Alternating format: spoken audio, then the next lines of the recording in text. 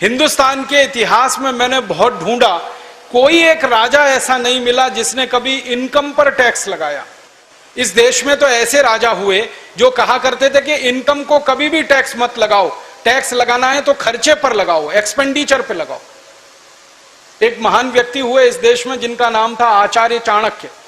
संयोग से वो इस देश के प्रधानमंत्री बन गए और उन्होंने प्रधानमंत्री बनते ही एक व्यवस्था की कि किसी पर कोई कर नहीं होगा। ये उनकी फिलॉसफी थी। उनका कहना था कि जिस राज्य की प्रजा पर कर ज्यादा होता है वो राज्य भिखारी होता है।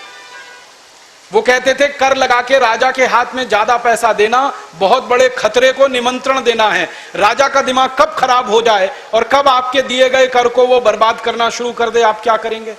इसलिए कहते थे पैसे लोगों के हाथ में रहने चाहिए, समाज के पास रहने चाहिए, राजा के पास कम से कम पैसे आने चाहिए, इसलिए कर कम से कम होना चाहिए।